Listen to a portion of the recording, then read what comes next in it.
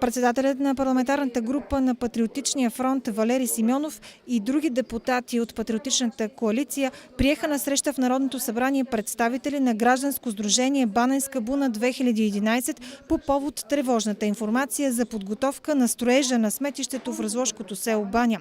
Елена Наумова изложи пред народните представители аргументите срещу изграждането на депото за отпадъци точно на това място. До момента сме били директно, пряко ангажирани с този казус. Знаете, че това е битка и на телевизия СКАТ, това е битка и на Националния фронт за спасение на България, включително и на евродепутата Слави Бинев, който се застъпи изключително така категорично и успяхме да постигнем забавяне на изграждането на това сметище. Ще продължаваме да се борим и да не допуснем изграждането, защото това е против интересите на хората, това е против екологията, това е поредната сделка за разкешване, за разпределение на едни големи европейски пари. Това ще съсипе целият този регион, който е богат на минерални извори, който е известен с туристическите си възможности.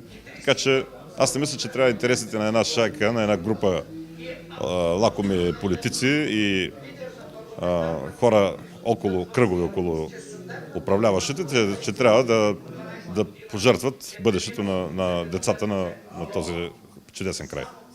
Стана ясно от днешната среща, че битката за бъдещето на село Баня и на хората от село Баня продължава. И Патриотичния фронт и Национален фронт за спасение на България стои твърдо за тази кауза. Това е и наш и политически, и човешки ангажимент. Като народен представител и заместник-председател на Комисията по околна среда и водите, ще направя заедно с колегата Стоянов, ще направим всичко възможно и като позиция на Министерството тя да бъде променена и като натиск върху общината за всички тези пропуски, които са направени през годините и заради които този проект трябва да бъде отложен и трябва да се състои, това нещо да се случи.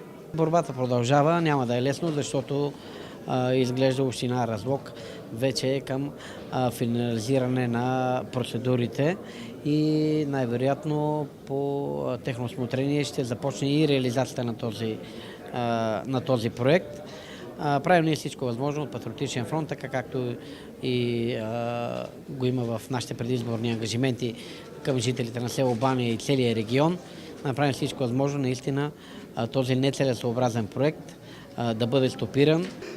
Аз съм много доволна от тази среща с представителите на Патриотичния фронт, защото за пореден път се убедих, че това са истинските патриоти, че това са хората, които не само на думи, а наистина, на практика са готови да се жертват за здравето и живота на хората. Народните представители от Патриотичния фронт заявиха, че ще продължат да подкрепят жителите на Баня и ще търсят законови средства за спирането на проекта за сметище.